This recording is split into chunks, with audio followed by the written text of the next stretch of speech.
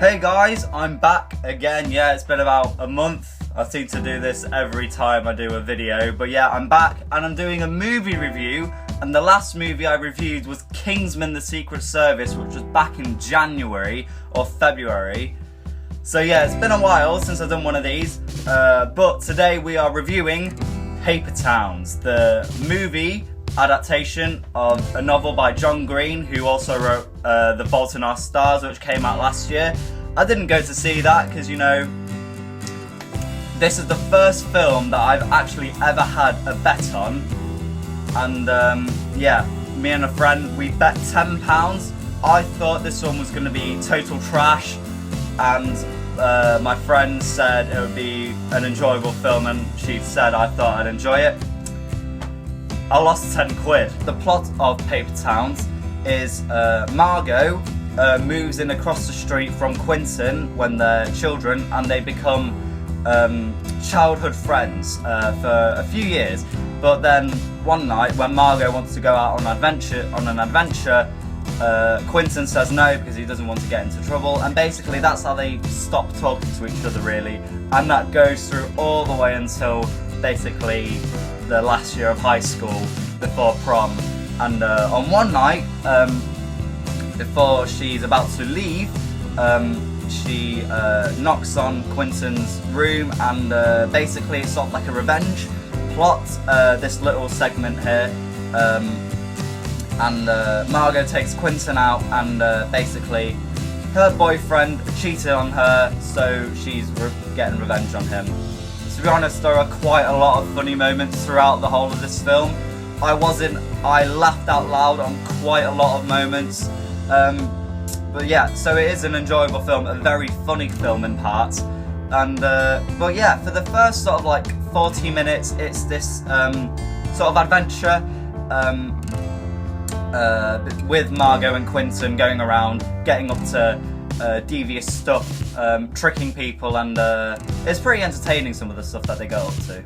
But the next day she leaves, as she has done before, as you find out before the film gets going. She likes to go off on adventures by herself, and she leaves little clues to let people know where she is, but like it's not obvious, just like little things. And but yeah, and that when she leaves, Quentin is upset because he's fallen madly in love with her. And basically Quentin and two of his friends are in search of Margot. Then it becomes sort of like a road trip movie to find Margot, which so it took a path that I didn't think the film would take, which I quite enjoyed. But some of the stuff in it became quite obvious and a bit predictable at times, such as Margot's friend, I've forgotten her name, sorry, but she goes on the road trip with Quentin and Ben, is it? And Radar. And Ben, he's madly in love with her, but she thinks he's a weirdo. But then they get to know each other, and then they get together at the end. Bit of a spoiler there, but it's not too much to add to the plot. But yeah, that was a bit predictable. I saw that coming a mile off.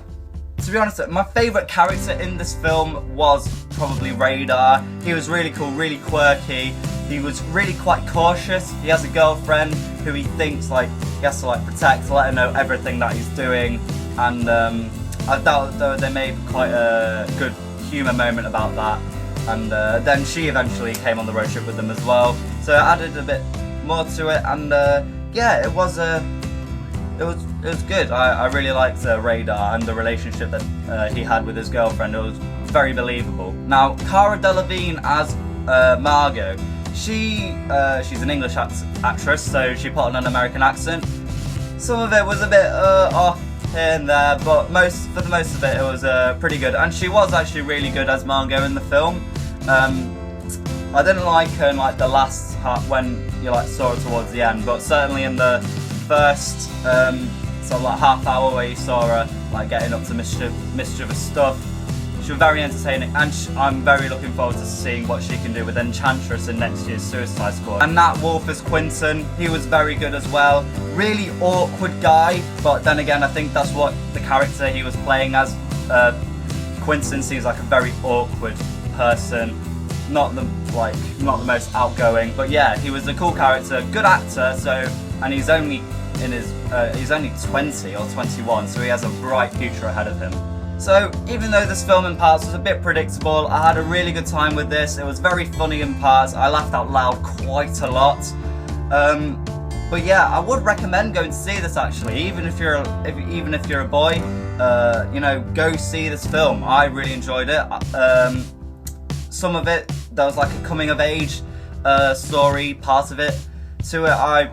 Some of it like I could relate to, like they were like Quentin, Radar and Ben, they were talking about stuff that like this is the last time that they'll do it for a very long time, and that's how, you know, I can relate to that, because, you know, I'm going to uni soon, and like this is like my last month really in Louth before I go off to uni, and spending time with my friends. So yeah, I could relate to that really well, and they put that across really well.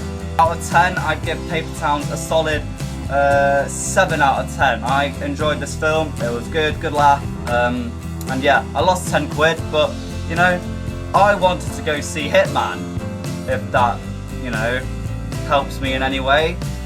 I wanted to go see Hitman, but the rest wanted to go see Paper Towns, so yeah, and I lost 10 quid. So that's annoying. But yeah, I will see you guys in the next video.